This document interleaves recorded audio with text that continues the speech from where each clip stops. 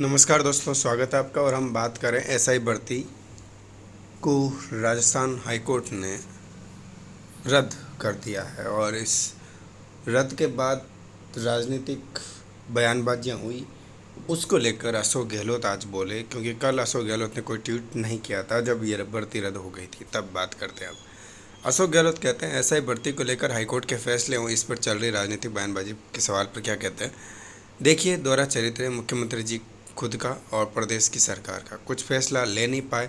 High court ने भी कहा कि भैया फैसला ले लीजिए, तो कुछ फैसला ले नहीं रहे थे।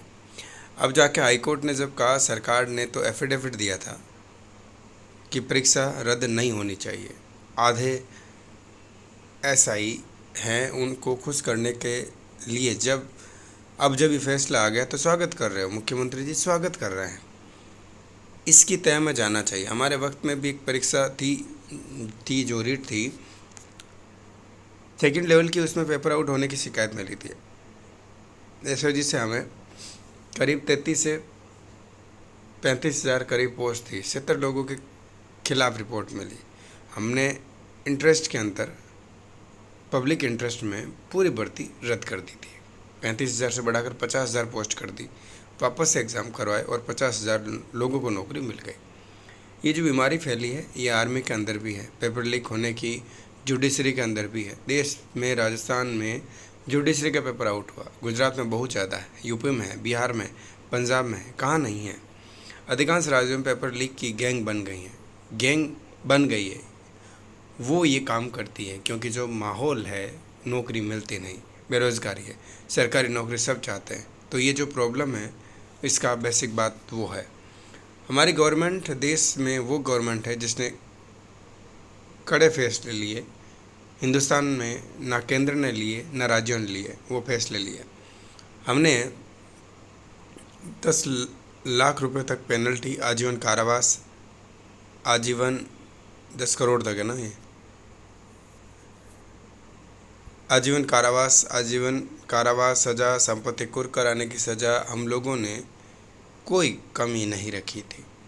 हमने कानून पास करने के अंदर और तो और मिस्टर एम के कुमोज जो थे, पहले आरपीसी के चेयरमैन रहे हुए थे, वो होम मिनिस्ट्री में एडिशनल सेक्रेटरी होम रहे हुए थे, डीजी पुलिस रहे हुए थे। आंध्र प्रदेश की उनकी अध्यक्षता में कमेटी बनाई कि ये बीमारी ठीक कैसे हो, ये कमेटी बनाई। उन्होंने रिपोर्ट भी प्रस्तुत करी कि ये जो पेपर लीक होते हैं कैसे समाप्त हो सकता है, और कमेटी हमने बनाई। एसओजी में एंटी चीटिंग सेल बनाया, एसओजी में एंटी चीटिंग सेल बना दिया, उसी कारण से ये सब काम हो रहा है। वो सेल हमारा बनाया हुआ था वहाँ, तो हमारी ओर की कोई कमी नहीं रखी, हमने हमारी ओर से कोई कमी नहीं रखी। ये हमने प्रयास किया क्योंकि ये प्रॉब्लम बहुत बड़ी प्रॉब्लम है और इसमें राजनीति नहीं होनी चाहिए। क्योंकि इनके वक्त में भी मेंबर अपॉइंट हुए, उनके नाम आ रहे हैं, क्योंकि वसुंधरा जी की सरकार थी, बीजेपी थी, तब भी अपॉइंटमेंट हुए थे। हमारे वक्त में अपॉइंटमेंट हुए, ये दोनों पकड़े गए।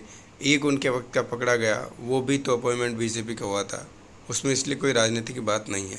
ये जड़मूल से खत्म कैसे हो, ये पेपर आउट नहीं हो, सुनिश्चित कैसे करे, पक्ष विपक्ष मिल के ही तो कर सकता है।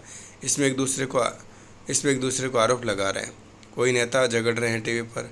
क्या पूरी कंट्री में झगड़ा हुआ होगा दोनों नेताओं का, तो क्या लोगों ने देखा होगा राजस्थान में क्या हो रहा है? एक दूसरे पर आरोप लगा रहे हो। उसमें तो किरोड़ी जी ने ये कह दिया, पत्रकार ने सवाल पूछा, उसमें तो किरोड़ी जी ने ये तो कह दिया कि हनुमान बेनीवाल राज्यसभा में उनसे पैसे लेकर गए।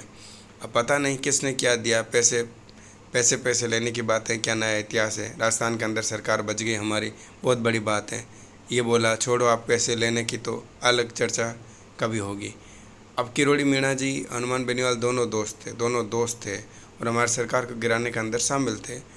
लोग हमारी सरकार गिराने में हनुमान बेनीवाल भी थे और किरोड़ी जी भी थे, जो आप सोच सकते हो कि दोनों दोस्त थे। हेलीकॉप्टर को लेकर खूब घूमे राजस्थान के अंदर सरकार बनाने के लिए। दोनों, इनका इतिहास पुराना है, इसलिए इसके लिए इनके बारे में क्या बात कर रहे हैं, ये कहा। तो ये अशोक गहलोत है जिनने एसआई भर्ती को लेकर हनुमान बेनीवाल, किरोड़ी लाल मीणा जो आपस में एक दूसरे से उलझ गए के लिए इसके लेकर बात करी। आप क्या कहना चाहोगे? नमस्कार।